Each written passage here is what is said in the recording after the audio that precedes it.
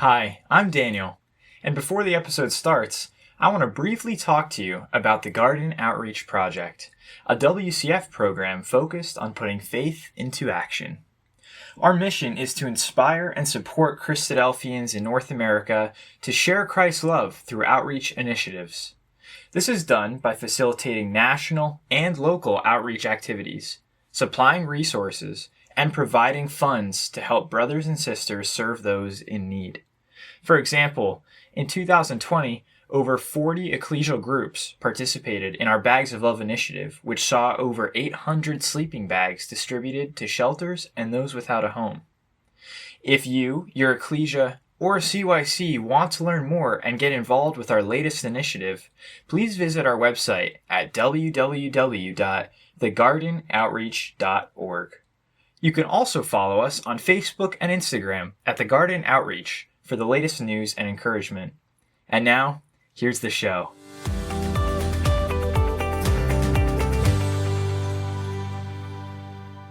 Welcome back to A Little Faith. I'm here with Liezl. How are you doing, Liezl? I'm very well, thanks. I'm thankful to have this time to catch up with you. You and your family live in South Africa. Could you pronounce your last name for me? I'm not going to try. Yeah, so it's Viljoen.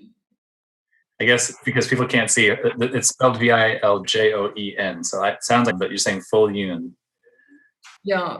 I'm excited to talk to you and hear about the work you and your family is doing in South Africa. And our goal is for people who don't know what's happening in South Africa, that they can hear about what's going on. I'd love to hear more about you guys, what you're doing, the work that's happening in South Africa. Our goal is that so people know when they donate money to us and we send it to South Africa, like what's happening, what does that allow you guys to do? And so that's what we want to discuss. So tell us more about you and your family. Okay, so I'm married to Henry and we have two daughters. Both of them are under 2.5 years of age. Life is quite busy at the moment. We both really love doing sports, being outdoors, and family is a big priority for us. And then also just helping people. We just always try and better somebody's life wherever we go.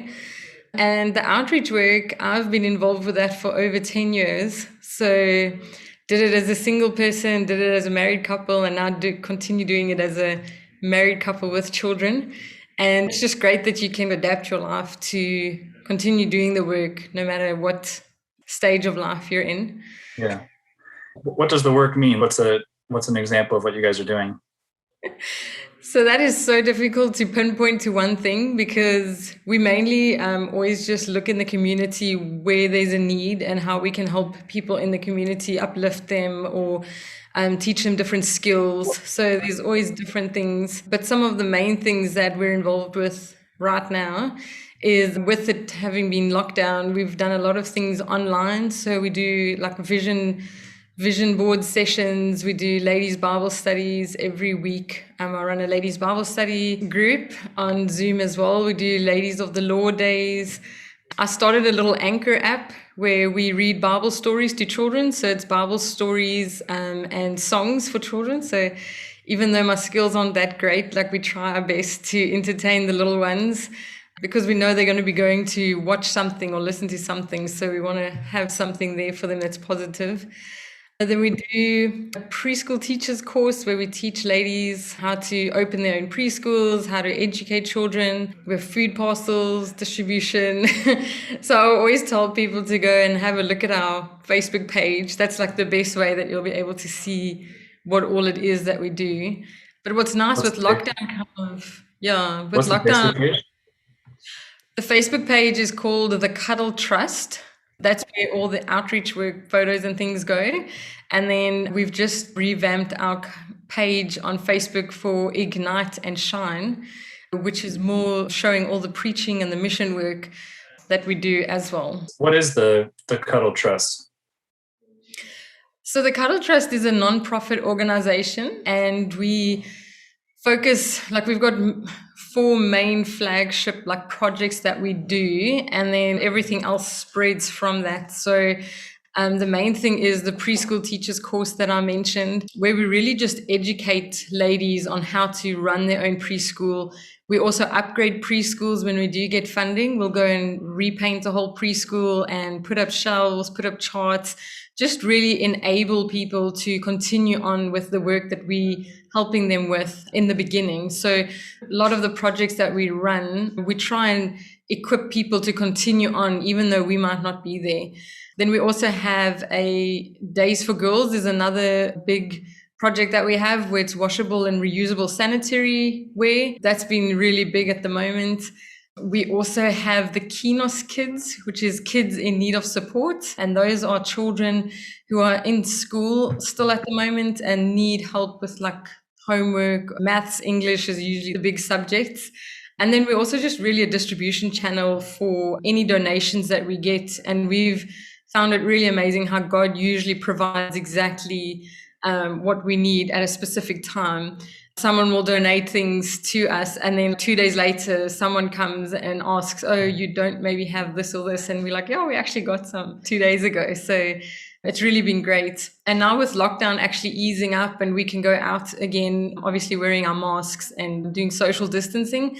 But a lot of places where we've been donating food parcels to, we've now been able to go to those places, which is amazing because it's just great to go and see the people and meet the people that you are helping. And then you can also kind of gauge whether what you're doing is helping or whether you could change your strategy a little bit to help them in a better way. So it's literally actually been in the last 2 weeks, we went to visit 3 different places here in Cape Town, just to get a feel and not lose that personal connection with the people that we're helping. Yeah, all the donations that you're getting, the idea is that builds a relationship and a connection.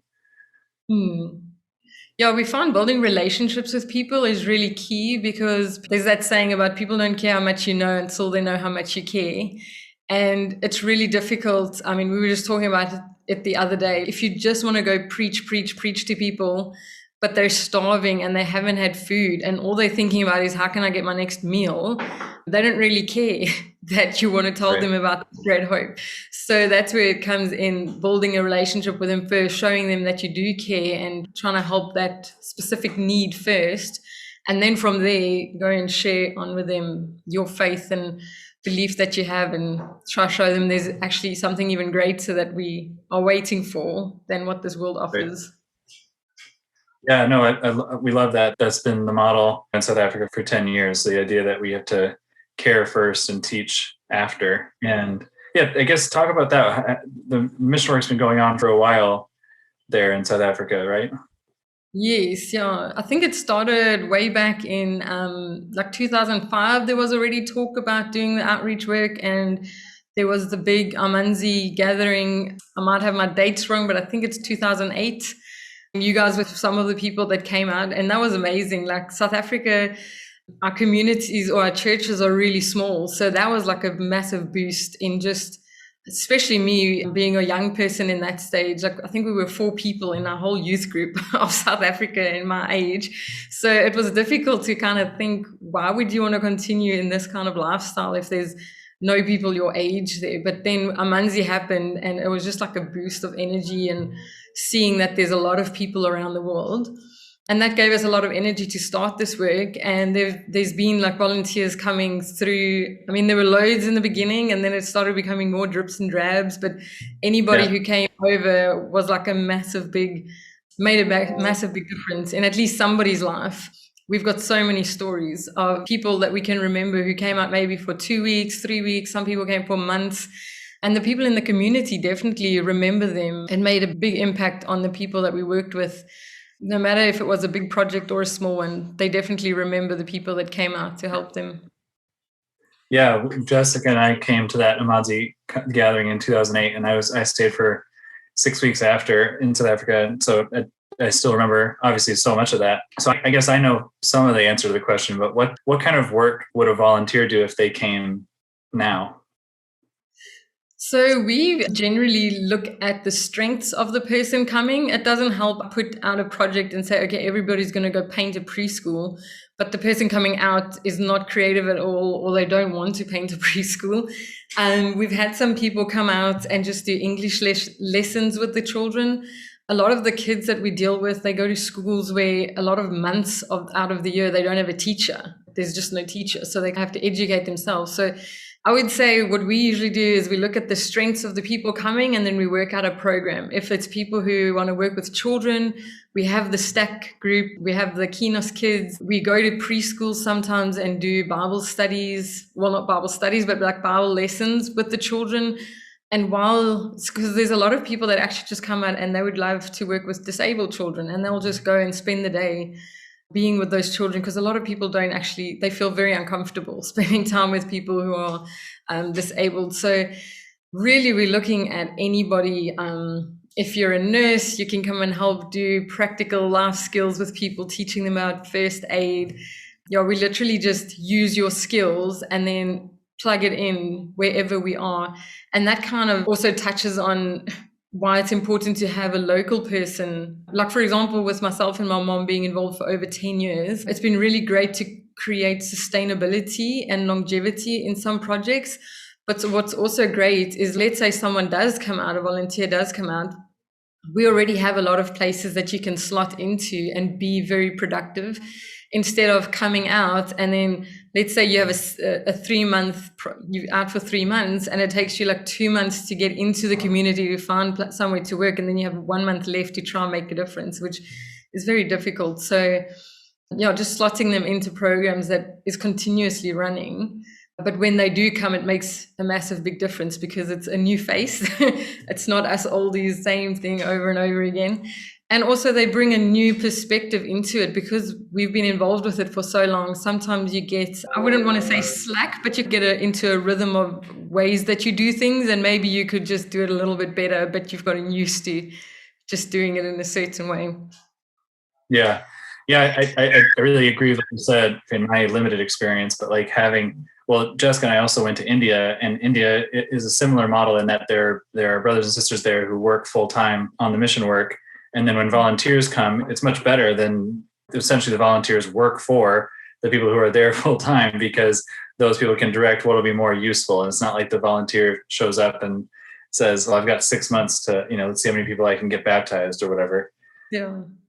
Because we're doing it every day, although also it depends how many people you have working locally. But for example, with myself and my mom, when it was just the two of us, like, it's not possible to run a youth camp with 2 people. And right. It's not. So when you get those volunteers, now you can go do youth weeks, and you can have holiday clubs, and you can just do so much more when you've got more manpower.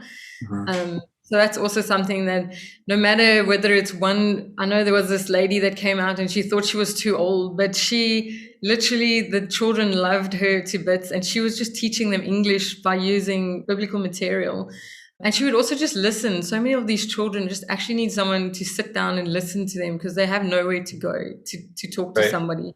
So I just feel that nobody must feel that they can't do anything, because anybody can sit down and listen to somebody speaking. So anybody can be valuable, and anybody can help in any way. Yeah. So definitely that's something that we're interested in doing, is helping people come visit and work and help in South Africa. I want to talk more about, I think it's really interesting to imagine being in your position, and you've worked in outreach for kind of 10 years. Are you ever tempted or not tempted, but are you ever thinking, oh, maybe I should go get a normal job or something to advance my family? Like, that kind of thing would enter my head. I think it's because I've had an example of my parents do the same work. And I think my dad was one of the first people to go into full-time mission work here in South Africa from like 2005-ish. He left the corporate world and he started doing this outreach. And then my mom came along, but she had a full-time job as well, and she would try to help him on the weekends and in the evenings. And like we could see how in the beginning it's a little difficult because it's very different. Everybody else is, like you say, following a career path and advancing and you are doing outreach work. But I was in like a normal job, I think for 4 months before Amanzi came around. And when I heard they were looking for people to do full-time outreach, I like, sign me up, I'd love to do that. It's really a very nice balance between being able to, like now we have a family, but I can still do the projects even though I've got my kids. Right. And it's amazing to see how your example just flows down into your children as well. I mean, Ruby's only 2.5, but she will go up to any stranger. We were walking on the beach today and there's this random person walking by and she's like, hello, like waving at this person. I'm like, you're so friendly. But so it just, to me, it's a way of life. And we really trust God that he's showing us the direction of what to do. And I was literally 2 days ago just telling Lilandi that my sister, I already feel like I'm part of this world, or I'm in this world, but I'm not, what's that saying? Like you're in it, but not of it. Yeah. Yes, you're in it, but not of it. Like I just don't have this feeling of needing a fancy car or a home or the security of that. Like maybe it's also because I've been working in this space for 10 years. You just really you're so in tune with what God wants you to do and following his direction of where he wants you to go, that sometimes you get this, I wouldn't say fear, but sometimes you feel, okay, but a worry maybe, especially when kids come along. You're like, okay, but what are they going to do one day? Or how am I going to, if you're just year to year sponsored. But I truly believe God is going, like if you're doing something good and it's something, like I'm working in his vineyard already, I don't see why he would just abandon me for no reason. So I would much rather put my trust in him than in a corporate career or in man who's going to say, oh, here's a salary every month, because that could disappear as well. It's not to say I'll have a job forever if I'm working somewhere else. So now I just get to love doing. Yeah. Interesting. I really like that. I really like that answer. I was actually just talking about that with someone yesterday. Like it's so often what prevents us from breaking the cycle of pursuing more money and retirement and all that. And your answer, what you just said, is like, why do you trust that job more than God in a way to take care of you, especially in the end? Yeah. I think it's also so freeing if you put your trust in God and you say, okay, now I'm following where he wants me to go. Then I would really trust where I am, and that in the specific time, that's where he wants me to be. So I'll look around me and say, okay, how can I best do what God wants me to do here where I am? So I do have quite a sense of peace, which maybe sometimes freaks out people around me because the world's in turmoil and it's COVID and it's lockdown. And I was just thinking, okay, how can I, like we started the ladies Bible study group and we started the podcast. I mean, I would sit midnight because that's the only time both girls were asleep, that I could record a song and not have cars driving by making a noise. And so you're just so focused on doing God's work and doing something to help other people and uplift other people that you don't have that time to really worry about what the future is going to bring or where you're going to be. Obviously, you look ahead and you plan, but it's all up to God whether that plan comes to fruition or not. What challenges do you have in your faith in this work? So even though you've been doing this full time for 10 years, what are some things that kind of challenge you? It's a really good question. I don't think my faith is really challenged too much. I don't want to sound like someone who's, oh, I'm so faithful, like I never doubt or I never anything, but I've become really specific in plugging myself into positive people and listening to positive podcasts. I mean, when the Good Christadelphian Bible Talks came out, that podcast, like I immediately subscribed and like I try to listen to as many as I can, and I share those with other people as well, because I know that even if I'm working and full-time doing mission work and always also like doing some Bible studies, I sometimes am anxious or I sometimes still wonder. I get very specific about just plugging myself into positive people, positive podcasts, sticking around people who are not negative and not drawing me down. So, I mean, again, weekly ladies Bible study, that to me is, it just pours into my cup and makes me stronger again for the rest of the week until you get to Sunday, and then you get to the next Bible study or the next Bible study class. What has affected me, though, is you do get to deal on a daily basis with people in need, people who are really hungry, people who are suffering. Lately, what really affects me, and maybe it's because I've got kids of my own, is we've been involved in 2 different places, which is home of safeties, where babies just get abandoned or babies get abused. And like that to me, like, is really difficult. So it's not really my faith that gets tested or weakened through that. It's just emotionally, it can be very draining. But that just makes me more excited about sharing the good news with people and just knowing that we need Christ to return, because we can't help everybody. Like, you do as much as you can, but ultimately we have to have Christ return, that all of this can just end. So I think it's just, you need to stay strong in your faith. I mean, I have Bible verses that we've now stuck up everywhere in the house, just so that when you think there's a thought coming in your mind to worry or something, you like read a Bible verse and you share a Bible verse. So that's where the Ignite and Shine page really comes in handy as well, because I specifically want to share Bible verses on there, or I want to share how we've shared the good news with someone or did a Bible study. And by doing that, you're focusing on the good instead of the bad of the work. And I think slowly but surely small steps will make a big change. Yeah. No, I hear that. I appreciate that. That's so interesting how much our mindset can affect it. And you may not talk about how your beliefs change or your faith doesn't change per se, but your attitude towards that can definitely vary significantly. Yeah. Again, Liezl, you've been doing this for 10 years, which is really amazing. I'm sure this is a very hard question. Do you have a specific story you could share that's just clearly showing God working in the people around you and in the work that you're doing? Yeah, like you said, there's so many stories, especially with so many years, but one that's specifically just, if I could say, fresh at the moment. There's a lady who attends a Congolese meeting that my parents are very involved with. So they will go and do exhorts. And actually, now that I think of that, used to be when volunteers came out, you could be on the wall of honor, or I can't remember what the exact name was, but it's when a brother would do 3 exhortations on one Sunday, because you would attend 3 different churches in one day and give these exhortations. But one of the churches that you would go to would be the Congolese meeting.